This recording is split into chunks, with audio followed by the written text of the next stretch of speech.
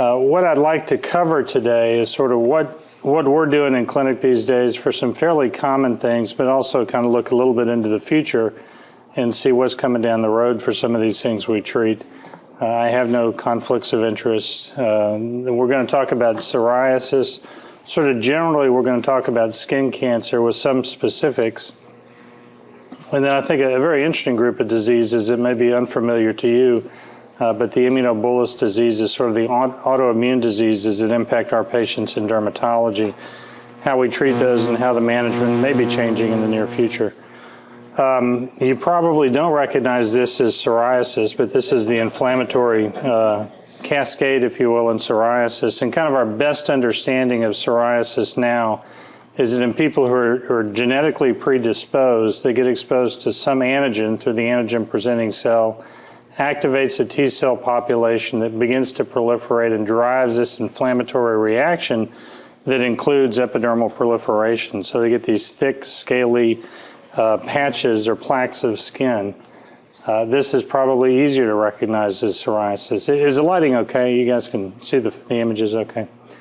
You know, and just typical well-demarcated pink scaly skin, elbows often involved, knees involved, scalp, lumbosacral area. So this is what we refer to as a doorway diagnosis. You walk in the door and you know what's going on with the patient.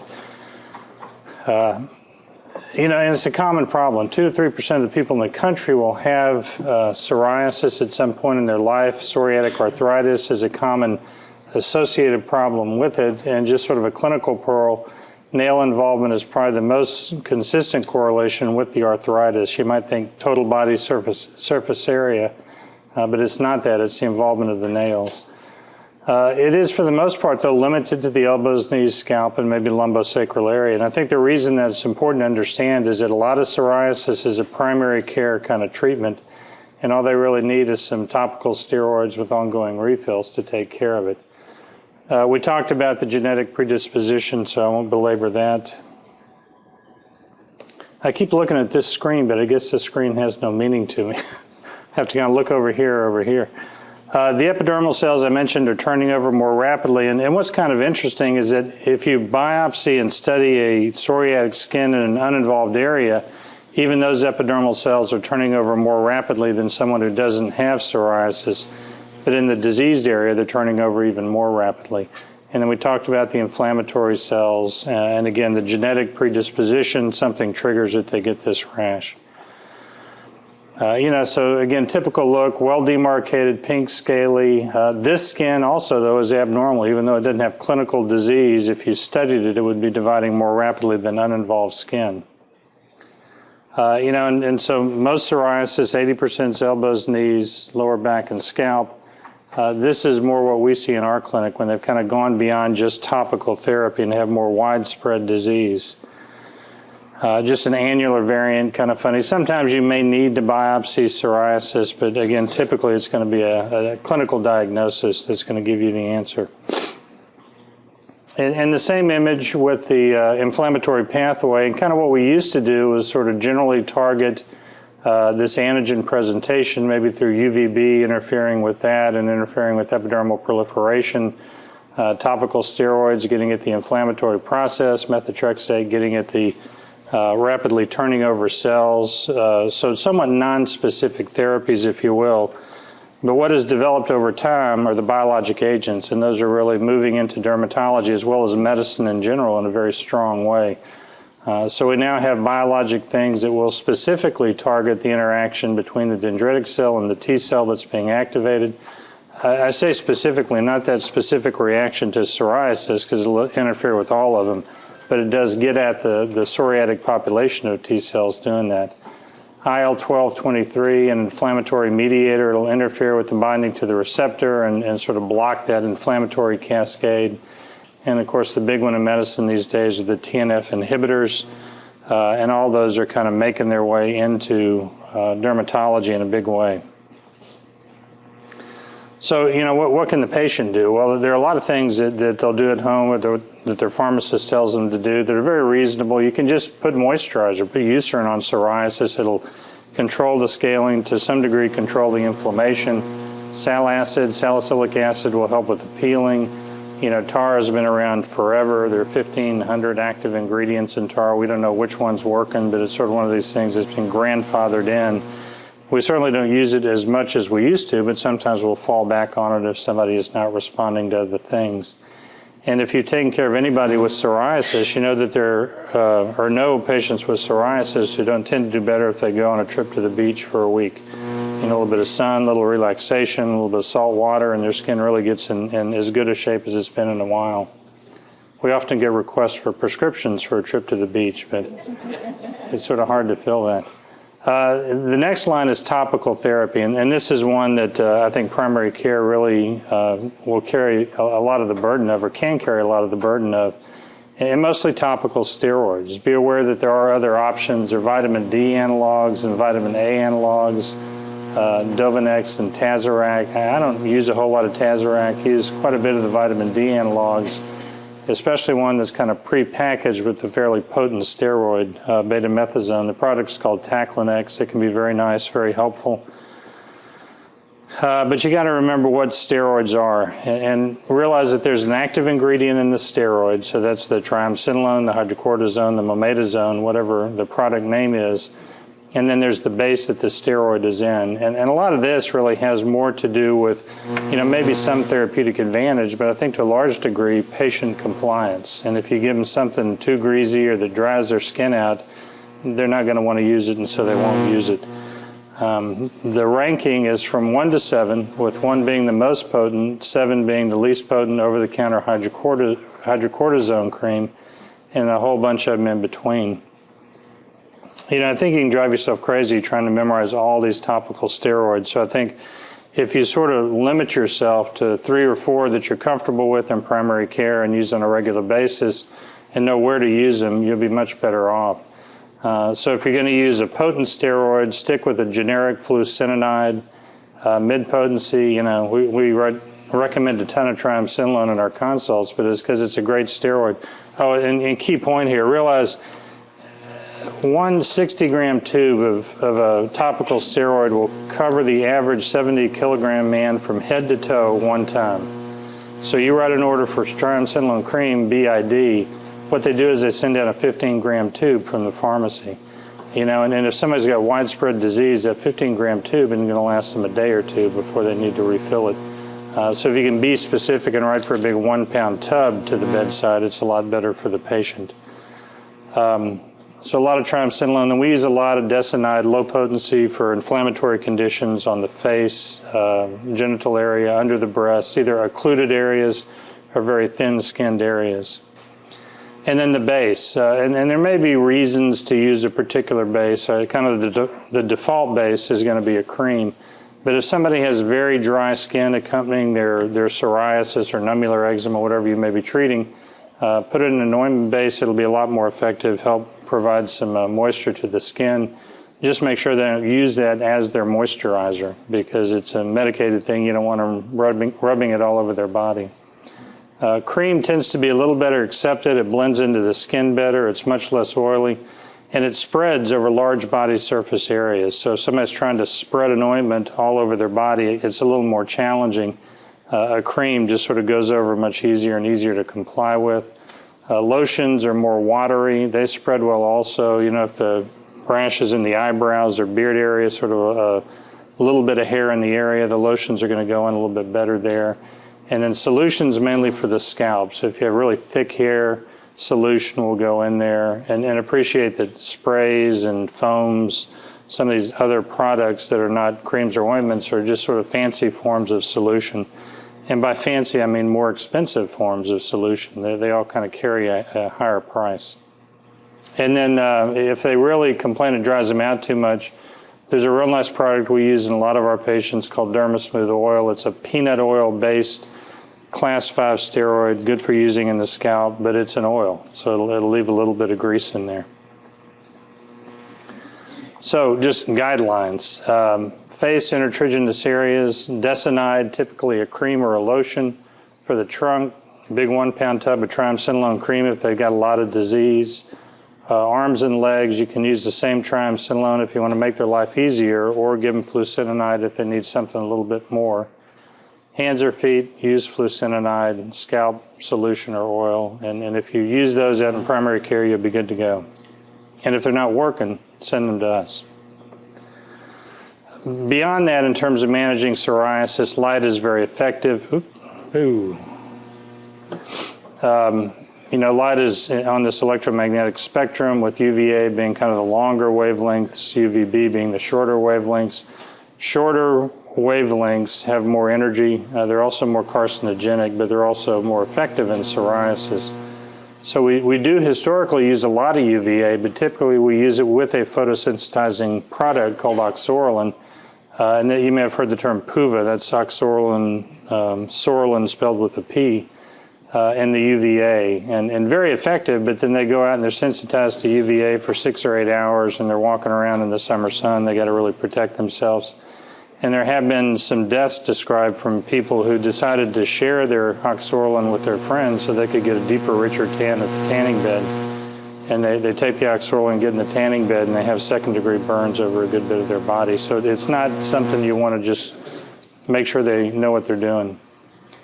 UVB used to come in sort of one flavor, which is broadband, and that's across the entire spectrum of 290 to 320 nanometers. And the problem, as I alluded to earlier, is that the shorter wavelengths, higher energy photons, more carcinogenic. So Philips, and unfortunately that's spelled with one L, so I have no royalties from that company, which would be nice, came out with a narrowband bulb. And what this does is it delivers UVB in the 311 to 313 nanometer wavelength, and that was found to be the most effective wavelength in managing psoriasis. But also because you avoid those 290 and down on the lower end of the spectrum, it's less carcinogenic. So it's kind of a win-win in terms of what we use. So we now can give either UVA or narrowband UVB with our light box. And then there is a UVB laser that has been promoted for treating psoriasis. We don't have one. I've never really seen where the utility there would be. You get very high levels of carcinogenic rays, but it's to a very limited area. So you just treat the plaques, which is a bit of an advantage. And then beyond that, we get into systemic therapy. So methotrexate, cyclosporin, and Soriatane are historically the big three. These are great products. They've been around for about as long as I've been practicing dermatology. Methotrexate obviously has issues with liver, bone marrow, GI toxicity. Cyclosporin, you have to be concerned about blood pressure, renal problems, predisposition to infection and cancer. And you'll hear that a bit as a recurrent theme because in our psoriatic population, we're always sending them out into the sunlight. So it's a subgroup that we see that we have in some way contributed to their UV exposure and skin cancer. So when we put them on something that then suppresses their immune system, predisposing them to more cancer, we really have to follow them closely because they're at much greater risk for developing it. Soriatane is a vitamin A derivative. It's a nice product, but it has a lot of nuisance side effects. It dries your skin out, makes it feel kind of doughy. You can get lipid abnormalities, liver problems. And the big thing is it's a vitamin A derivative like Accutane, if you're familiar with Accutane, very teratogenic. And so you can't really use it in a female of childbearing potential, or I never would. If you use it, you're supposed to get them to guarantee to not have a baby for 3 years, which is a very long time to do that. So a diabetic comes in with new onset widespread psoriasis and you're trying to figure out where to go. Methotrexate's a great alternative for managing psoriasis, but they have fatty liver. It increases their risk of hepatotoxicity. Methotrexate's cleared by the kidneys, so if they're beginning to get any kind of kidney problem, you're going to worry about the levels and toxicity. Cyclosporin, they already got diabetes. You want to give them blood pressure problems. You want to squeeze their kidneys even further. Soriatane, they often have lipid abnormalities, and so the Soriatane will only make that worse. So it's challenging in some cases to know what to do. So, then comes the cavalry, the biologics riding over the hill. And these are the newer things that we're able to use for managing psoriasis and psoriatic arthritis, and they're actually pretty good for people who have other issues like we talked about. I think from our perspective, Enbrel was the first one released for managing psoriasis. Remicade had been out for a long time, but did not have the indication for psoriasis. Humira is probably the newer of the TNF inhibitors, Amevive, I always call it kind of our comedic relief, and I'll show you some numbers in a while. I'm not sure why it's still out as a product. Stelara is the newest kid on the block. This is an IL-12/23 inhibitor that can be very helpful in psoriasis, but maybe not as helpful in psoriatic arthritis. So if somebody has psoriatic arthritis with their psoriasis, then we lean more on the TNF inhibitors. Again, complicated pathway, but TNF, when it gets blocked, it blocks this preformed products that help the cell divide more rapidly. So it kind of slows down that rapid cell division and modifies the inflammation, so it can be very effective. Enbrel, this is the data that came out. It's a subcutaneous injection twice a week initially for the first 3 months, and then you back them down to once a week. And, you know, often, and if there are endocrinologists around, the needles often can be, you know, a factor in terms of what therapy they want to use. PASI is what's called the Psoriasis Area and Severity Index. That's kind of the grade, if you will, on how good a product is. And kind of the bellwether is PASI 75, which means a 75% improvement in the Psoriasis Area and Severity Index. So at 3 months with Enbrel, you get about 47% who reach that benchmark of a PASI of 47%. Humira, PASIs are a little better, 71 to 77%. PGA is Physician's Global Assessment. You know, and 60 to 70% of the time, the doctor was saying, man, you're clear or almost clear. So that's a reasonable measurement. Remicade, and this, you know, Humira is twice a week, home-administered therapy. Remicade, unfortunately, currently has to be infused, so it either has to be done in the hospital or an infusion center. But in terms of effectiveness, it's kind of got some of the better track record. So its PASI 75 is 80%, so many more people seem to respond nicely to Remicade. Down here, a different study, even as high as 88%. Amevive, comedic relief. This came out 10 years ago, 15 years ago, and kind of came out with a lot of fanfare. And it's the one that interferes with the interaction between the antigen-presenting cell and the lymphocyte. But if you look at that PASI 75, only 21% really get any kind of significant improvement. And this came out 10 years ago. I probably haven't used it in 8 years. I mean, it just never really seemed to work for our patients, so it didn't really find a home in our clinic. And if it does work, the duration of response is 2 to 3 months, so it's not really the best. But again, interferes with that antigen-presenting cell communicating with the T cell. Stelara, which is the newest, is pretty good. It's got a PASI of 75. What it's not really good at is it doesn't get at the arthritis. So if you've got somebody with psoriatic arthritis, I think the TNF inhibitors are probably a better option. And just a cartoon of where the IL-12/23 works. So, you know, here they are head-to-head. Okay, so Enbrel will give you PASI 75, 47%, Humira 75%, Remicade 80%, Amevive 21%, and Stelara 67%. It's sometimes hard to get good numbers on these older treatments, but methotrexate's around 70%, cyclosporin similar, Soriatane not quite as good, around 50%, and then narrowband UVB and Puva 75 to 80%. So, you know, there's several treatment options that can get significant improvement. And you know, to be honest, it used to be a lot easier when all we had was topical steroids. That was all we could do. You know, now we have all these other options, so we got to sort of tweak our therapy to what the patient's needs and desires and how needle phobic they are, and, you know, different things will enter into the decision process. But the thing that's maybe entering in more is that, and this is one of these practice gaps they've identified in dermatology, so the CME people will be happy I said that.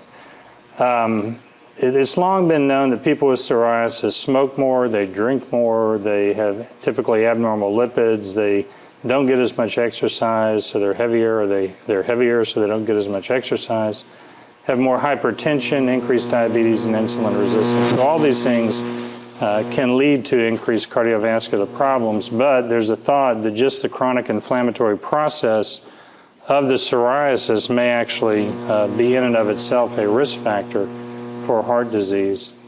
And so there's a lot more data coming out about that. You know, this was a JAMA study, I think, just this year, looking at disease-modifying drugs in arthritis and psoriasis, and it was a population-based study where they looked at the data on people who were diagnosed with either arthritis, rheumatoid arthritis or psoriasis, started on Enbrel or Plaquenil, Trexate, and then down the road looked to see how many of them were later diagnosed with diabetes.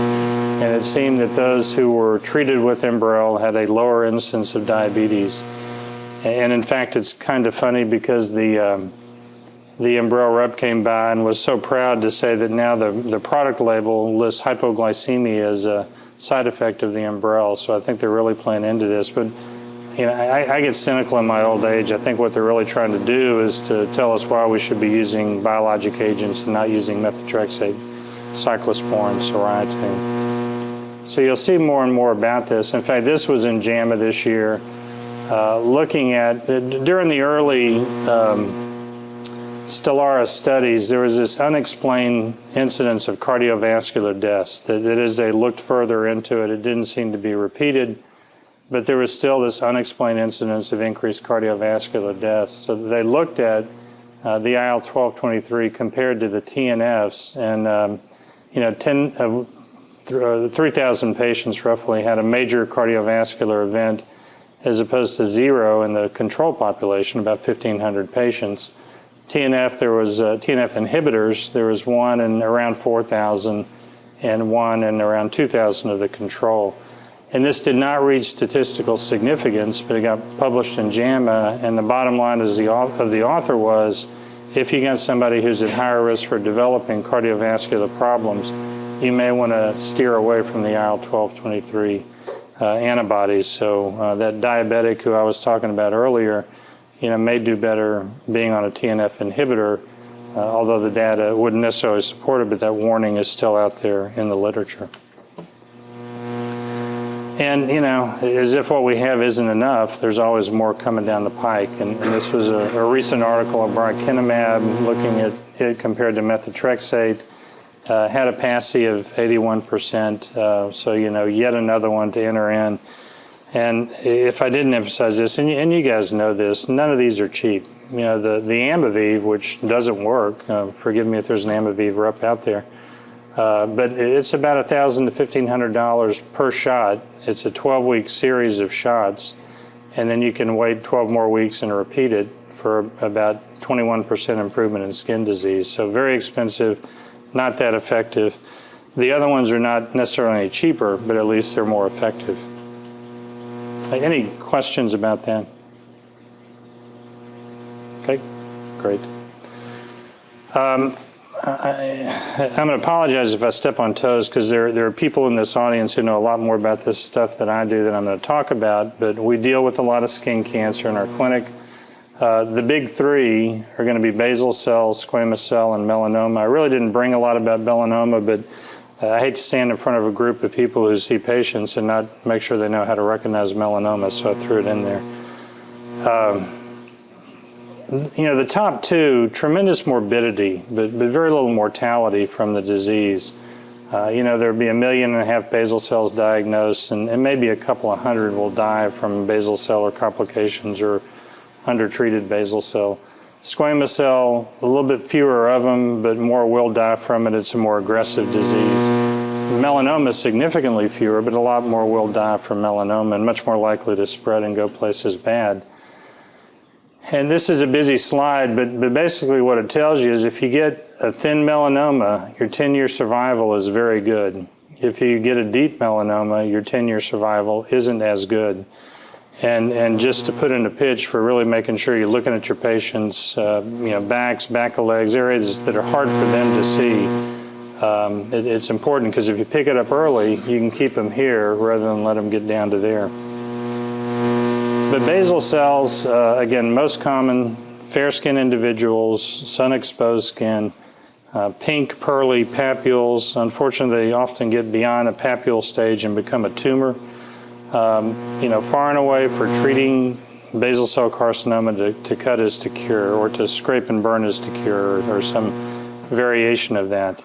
So it is the most common, least likely to be a problem. Pink papule on sun-damaged skin, rolled border, telangiectasia, sort of the hallmarks. You know, and it's amazing what people will do. Jennifer may remember the duration. I'm thinking this was 5 years or so. This guy was shaving around this thing. At least 5 years. 5 years that he would admit to. You know, but this guy's not going to die from this tumor. I mean, Jennifer had to take a big chunk of tissue to get rid of that thing.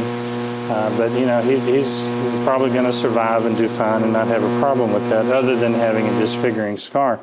The thing I would tell you is if you take that tumor and put it on the nose, think how much more disfiguring that becomes. So if these things are picked up early, they can be treated and cured very early. If you let them get big, they can be nasty. And Bob Schasser will tell you, you know, if you're out there doing biopsies and the reports you're getting back are just saying basal cell carcinoma, you got to call your pathologist and make sure they're telling you what type of basal cell carcinoma, because the management is really going to be determined by what type. You know, these are pretty benign forms, nodular basal cells, superficial multicentric basal cells.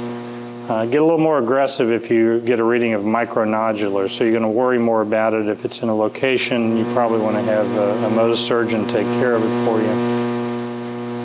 Clearly, if it's got an infiltrating component, you know, meaning it's sort of embedded in scar tissue, or morpheoform, which is tremendously embedded in scar tissue, there you want to get the biopsy and send them off to somebody who can get rid of that thing, because it can be very aggressive, very nasty. You know, but these are the ones we like to see. These don't give Jennifer any business, but they keep us busy. I mean, this is a nodular basal cell. You can numb it up, shave it off, scrape and burn it 3 times, have a 90+% cure rate. So fairly straightforward. Realize any epidermal tumor can have a little pigment in it. And, you know, you see pigment, you start worrying about melanoma, but statistically, if it's a little pigment, it's still more likely going to be a pigmented basal cell than an amelanotic melanoma. You know, and they can be impressively pigmented. This is a darker skinned individual, but I mean, that's kind of a scary lesion in terms of worrying about a melanoma. But on biopsy, this was just a pigmented basal cell carcinoma. This is actually a friend of Bill's who had been to Vietnam and, you know, had this horribly deforming sclerosing basal cell. I think they were painting gentian violet on it or something. That was kind of the standard of care in Vietnam. But this is one you really wouldn't want to mess with. You'd want to do a biopsy, get it over to a Mohs surgeon, because, I mean, you can see where this is, but you can also see it's tugging down on that medial canthus, and it's probably infiltrated all the way out here. So if this guy had surgery, he would probably lose, you know, a good bit of that side of his face from this basal cell carcinoma. And here's one that is maybe a little bit easier, but it looks like a scar, you know, and the scar, you ask her and there's nothing that left a scar there, so it's sort of a primary scar. And what she had is a morpheoform basal cell carcinoma that needed to be addressed. Probably a tanning bed kind of person. Much more commonly, you know, a tumor on the nose. If you're working in clinic and, you know, you see the sheet on the patient and it says elderly white male with a lesion on his nose, little bells and whistles should go off, because you got to prove why that's not a basal cell carcinoma, because it's the most common location for one. And again, you know, here's one that's going to be easily treated, maybe too big to ED&C. You could cut it out with some margins. Mohs would be very appropriate for that. So this is kind of our treatment menu, if you will. We do a lot of scraping and burning of very superficial, easily treated basal cell carcinomas. Cryotherapy you can use. You can just freeze the heck out of them. More for superficial multicentric basal cells. You can cut them out, just sort of standard cold steel surgery. Take a margin, send it in, make sure the pathologist checks that there's no margin. You can irradiate them, and they're actually dermatologists who do radiation therapy in their office. It used to be kind of part of the armamentarium on a routine basis of what we would do. There are topical options, imiquimod, Aldara, Zyclara, 5-fluorouracil, which has been around a long time, is a cream that can treat, again, just superficial ones. You wouldn't use this on a sclerosing basal cell, but a superficial multicentric it may be okay to use. Photodynamic therapy, where you get a little aminolevulinic acid, let it sit for a few hours, it gets preferentially taken up and produces porphyrins, and you shine a light on it and it gets irritated and peels off. But for the most part, our money's in Mohs micrographic surgery, so if we have a recurrent one, a bad one, aggressive morphology, a bad location, even a nodular near the medial canthus, I'm going to sleep better at night if I know Jennifer's taking that off and all the margins are clear and they're not going to be losing that eye or have complications from its proximity to the eye. This is more Bill's area than mine, plant dermatology, but there's something coming out or that's being seen in our literature. This is Ingenol Mebutate. It's an extract of this particular plant, and radium weed is the other name for this plant, which gives you an idea. It's probably a little irritating. But they've found this derivative from the plant and looked at it for treating basal cells. Superficial multicentric, so these are not aggressive ones, but with 2 applications, they got 63% clearance, so it looks pretty good. But you know, it basically digs a hole in the skin. And they've gone on to look at it in more types of malignancies of the skin, and maybe not quite as promising, but again, I think for superficial ones, it'll probably end up finding a role. You know, and then along came the hedgehog, and this is interesting to me because there's a drug company that's really pushing their product that interferes with this hedgehog pathway. So you have patch sort of hanging on to smoothen, holding it back. The hedgehog comes down, binds to patch, releases from smoothen, comes down here, activates glia, which sort of turns on the cell to reproduce. And a lot of UV damage, you have mutations in patch, where it either inactivates the patch, so it's not inhibiting smoothen, or it activates smoothen more directly. So Vismodegib, Dan, am I pronouncing that right? It's sort of like, you know, speaking Vulcan sometime with these newer products. And this has been looked at for, I think, other cancers. Adam would probably know better than I, but pancreatic and some CNS tumors. But it's been shown to be helpful in some advanced basal cell carcinomas, ones that get away. 18 of the 33 had objective responses, 2 complete, 16 partial. 4 unfortunately had progressive disease. You know, I think Jennifer would tell you that's going to be a bad basal cell to cut out. I mean, that's just a big one. I don't know if it's recurrent or it looks recurrent because it looks like a big scarred area, but this is before and this is after. So significant improvement, although that doesn't look like it's totally gone. This is a horrific basal cell. I'm assuming that's 1 basal cell, it may be 2, but you can see improvement with the use of that product.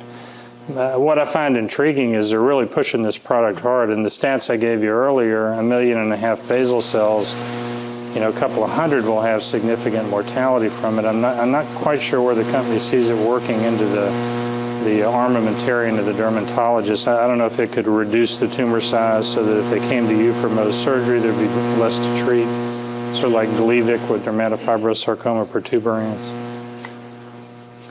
So anyway, that's sort of coming down the road and should be available soon, and we'll figure out how we're going to use it. Squamous cell are these thickened, scaly areas, sun-exposed skin. You know, biopsy will tell you what it is. Sometimes your finger will tell you what it is. But if you do a biopsy, one of the big problems, if you're not experienced with biopsy, is that you biopsy too superficial, so make sure you get a good deep piece of tissue so the pathologist can address it. And, you know, if you've spent time in our clinic, you see we're always kind of rubbing our fingers over people's faces and arms, because a lot of times these little precancers are easier to feel than they are to see. They can be very subtle and superficial. These are, you know, pretty clear, just a thickened area, but you maybe squeeze them from the side and you don't feel a tumor there. You can feel pretty good it's an actinic keratoses. Yeah, sometimes it's a real tough call. You know, is that a hypertrophic AK? Is that a squamous cell carcinoma in situ? You know, so there we'd probably numb it up, shave it off, have our pathologist tell us exactly what it is. You know, here, this thing had been going on for 10 or 15 years, and this was, we biopsied here and biopsied here, kind of the thicker areas. This was a big Bowen's disease, a squamous cell carcinoma in situ, but, you know, I thought about referring it to poor Jennifer, but the idea of sort of, you know, taking off all that finger, I mean, there wasn't a lot of meat on it. It would be pretty quickly down to bone.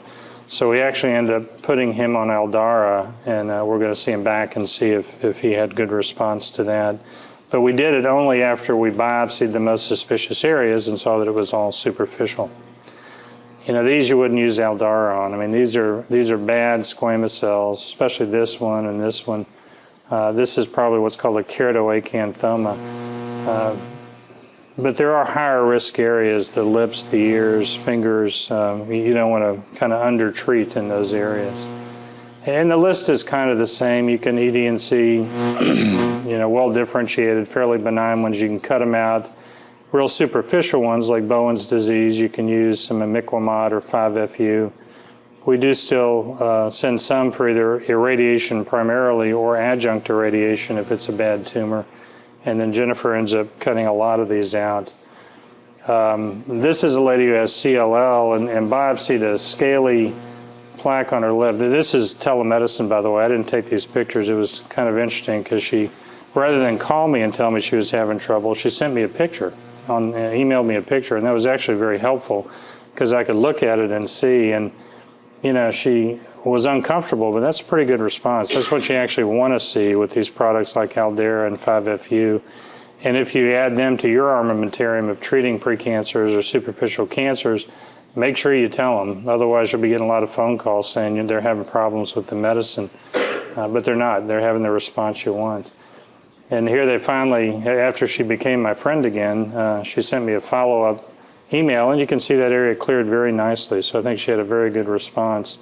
With her having CLL, we'll keep a close eye on her. But you know, if we had scraped and burned all that area or cut it out, it would have been a huge scar that would have been hard to deal with. So it seemed like a very reasonable way to go. I mentioned lip, ear, and finger. Aggressive morphologies, if you do a biopsy, it comes back poorly differentiated or it has perineural invasion. Those are ones you really got to be concerned about. This was a fella who had over 200 squamous cell carcinomas. He was a transplant patient, and this is the one that finally took him down. It was a poorly differentiated that had gone to his axilla. He actually ended up having an amputation and just never recovered. What's that?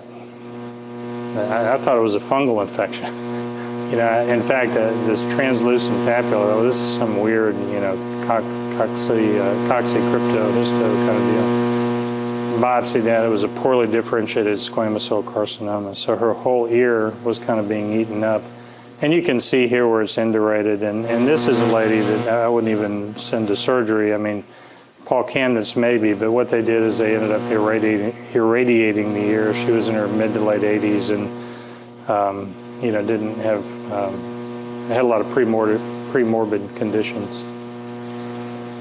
You know, this poor fella had been going, I think this is Bill's patient, but to a prayer group, you know, which prayer is great, but sometimes you got to pray for the doctor and not the tumor, and they really needed something done here.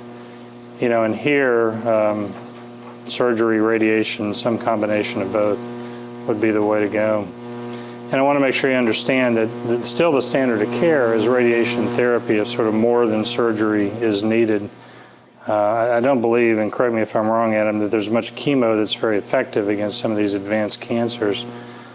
And I'm not going to explain this slide to you other than to say epidermal growth factor receptor increases the cell turnover sort of dividing, and by inhibiting that you can slow that process down. And this is used in a lot of, and again Adam, correct me if I'm wrong, but head and neck squamous cell carcinomas. So there's been some interest in looking at these and treating squamous cells that get away.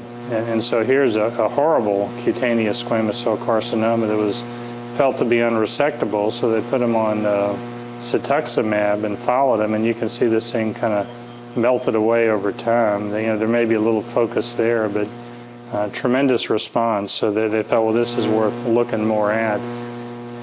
This is another one from the same report, and maybe not as dramatic of an improvement, but still an improvement. So they looked at it in a bigger series, and that's the dosage. 36 patients who had unresectable squamous cell, older age group. 69% had disease control at 6 weeks. Now, that maybe sounds more impressive. Most of it was they just didn't advance, but there was one who had totally went away, 3 who responded very nicely. A number of the patients died during the treatment, but it was felt mostly to be from disease progression. My understanding of these epidermal growth factor receptors they're pretty well tolerated in terms of they don't have as many side effects as some of the other biologics. We like to prevent if we can, so we tend to preach sunscreens. We use a lot of liquid nitrogen, freezing off precancers with the idea of trying to not give them the chance to turn into a cancer. Same logic with 5-fluorouracil and the imiquimod. Retinoid can be used as kind of prevention long-term. This is the wrinkle cream. It helps undifferentiated cells redifferentiate. So if you have a dysplastic population of keratinocytes, it can make them less dysplastic. And then a lot of photoprotection. And this, again, you sort of saw this with the lady with the lip and the Aldara for her Bowen's, but this is a guy who just kind of has full field actinic damage to the point where it's almost unreasonable to freeze off individual lesions. So we had him use 5-FU. This could have been Aldara. The look is going to be the same. But again, you can see why you need to prepare them for this. If you don't, they're going to freak out and be calling you in the middle of the night saying they're having a horrible reaction.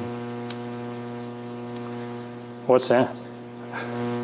Hopefully you recognize it as a melanoma. Again, I don't have anything specific about melanoma, but I think it's always worth reviewing the ABCDs: asymmetry, border irregularity, color variegation, diameter greater than 6 millimeters. And then E is for evolution. Evolution, is it constantly changing?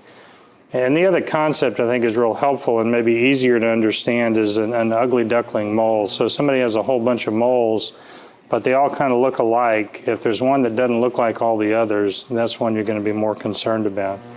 And this is a great one because it's right next to a very benign looking mole, so it contrasts them very well, but it's asymmetric, the borders are scalloped, the color is variegated in different areas, and diameter is greater than 6 millimeters.